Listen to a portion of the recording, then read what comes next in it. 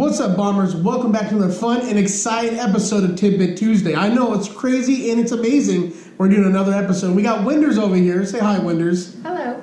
Yep, she's going to be here. This episode of Tidbit Tuesday is for new riders. Wenderz is a new rider for right around 9 months or so since she has her endorsement. And she just got a bigger bike. She started on the Virago. And now you have a what? Kawasaki Vulcan 900. Cool. So this video is going to kind of correlate with people that want to get into riding and get information from somebody who just started, and some general questions that a lot of people have, and we can get Wenderz' perspective on it. So my first question for you is, are you nervous? Yes. Yeah, are you a little nervous right now? It's yeah. Okay. That's going in the video. Everyone Does it look like it? Yes. Okay. No, you're fine. All right. So the first question is, why or how did you get into motorcycle riding? It started because I rode on the back of the bike with my dad for years as a kid, and I had always wanted to ride motorcycles, but I didn't know how to get into it. And then about a year ago, my dad called me up and said, if you want my old bike, you can have it, come and get it. So at that point, I signed up for a motorcycle endorsement class that teaches you the class in the riding part and the instruction manual. And they actually do your endorsement test in the class and provide you bikes and gear and all that stuff. So. Well, that's cool. I took the STAR program, which is very similar to what you did about it, because I had no experience on a motorcycle at all. That's pretty cool. Did you enjoy the class?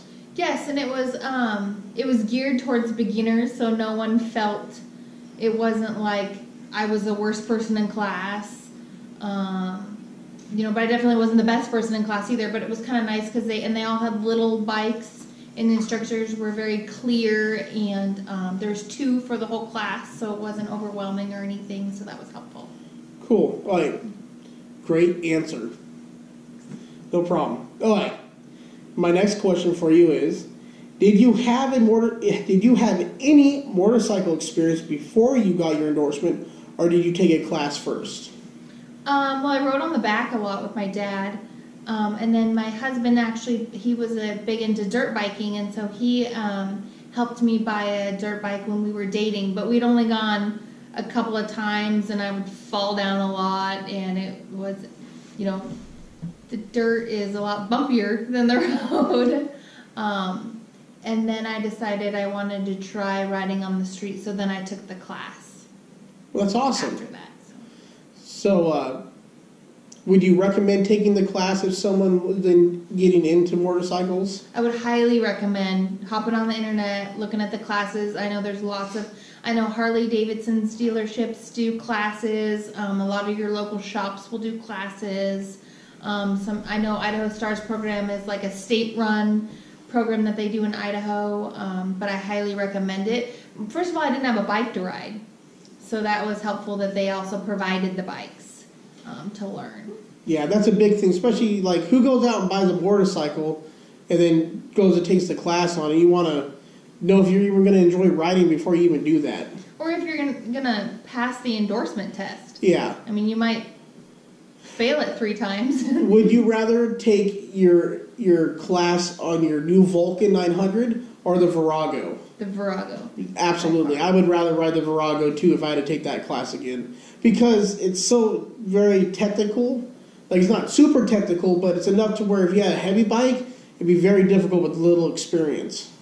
And they also, the state of Washington requires you as part of the test to push your own bike across like 100 feet or 50 feet or something. So it would be very difficult to push my bike with both my legs on the Vulcan in the test rather than the little 250s that they provided.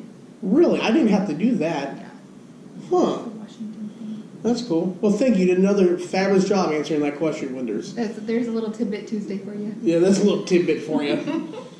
Get in the comments down there, everybody, if you have taken a class or if you're interested in taking it. We definitely recommend it.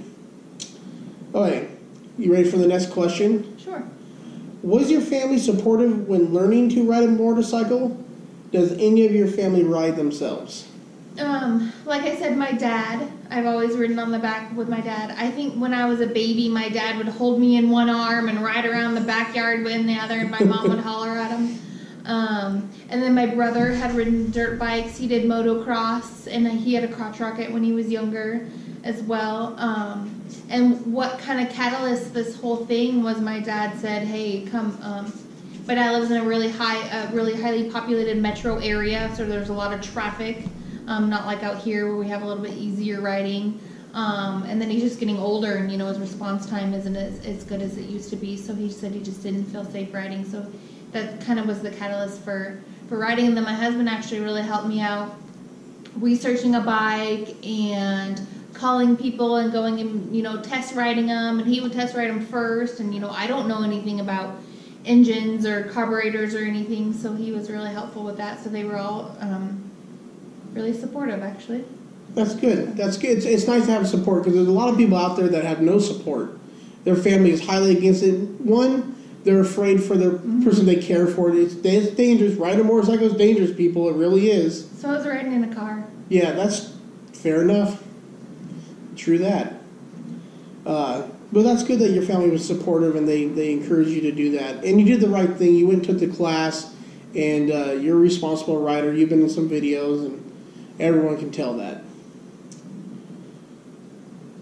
Who thinks Adam should make a video to see how many dogs he can see with his GoPro? And then if you guess how many dogs there are, you win a prize. All right, put it down in the comments. Did you say win a prize? Yeah. Wendy's going to give you guys a prize if I do this video, apparently. So get on down there. If this video gets 15 likes, I'll make a video and see how many dogs I can get in it. Maybe I'll go to the park on Sunday and we'll take Wenderz with me and we'll see if we can't find some puppies. Okay. So we've kind of covered this a little bit already, but we're going to do the question anyways. What motorcycle did you buy to learn on? Would you recommend this to anyone else or others? So I first wanted a Honda Rebel because I think that's a really, really popular first-time bike. And I went and test drove one, and I kind of hated it. And so we found another little one that was in our price range and in our size range. I would recommend like a 250 or something, especially if you're smaller in size or female and not as strong to hold up a bike. So I had a 2006 Yamaha Virago. It was a 250, and I feel like that was an excellent bike to learn on. I don't feel like anyone ever gave me negative comments for having a small bike. Everybody was positive and helpful and told me to ride safe. Cool. When you took your bike and you felt more comfortable and you did group rides, did anybody give you trouble because your bike was small or anything, or were they really accommodating? No, they were really accommodating, and they were like, "Dang, can't believe you can do that on a 250." That's awesome. Well, I really don't have any more questions for you for Tidbit Tuesday, but if you could give anyone that's looking into getting the motorcycle some advice or words of wisdom, what would it be? I think like one of your other Tidbit Tuesdays was don't ride above your level. Do what you feel comfortable. If you just feel comfortable riding up and down, round in circles in your cul-de-sac, then do that first until you move up. And don't be afraid to say, hey, this isn't my level if you're riding with someone and it's too fast, or, and I've ridden off curbs and into ditches a little bit, kind of getting a little bit too big for my britches. So just be safe and ride within your limits. And also, some advice that was given to me at the class is if you're starting out new riding, ride like early Saturday mornings when there's no traffic, or early Sunday mornings when there's no traffic, and kind of pay attention and don't pick super windy roads. Ride on straight roads with lots of lights to turn, so you don't have to turn into traffic and things of that nature. That's a great tidbit. Ride early Saturday mornings so you avoid traffic. That's tidbit. There it is, everybody. That's a tidbit for you. That's a Tidbit Tuesday from Wenderz herself. Ride early Saturday mornings before the traffic.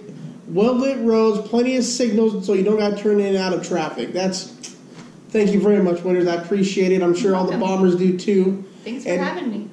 Absolutely. Thank you. And remember, bombers, if I get 15 likes on this video, me and Wenderz and Jeremy and whoever else we drag along on this ride, we're going to count how many puppies we see on the ride, okay?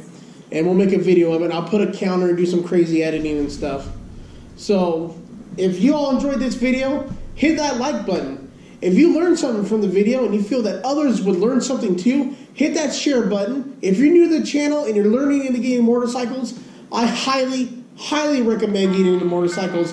It's fun, a great way to enjoy your weekends. It's great. Be safe, responsible, ride correctly. I appreciate it. So do everybody else on the road. And that's it. That's the outro, everybody. We're done. That's a Tidbit Tuesday. That's a wrap. We're done.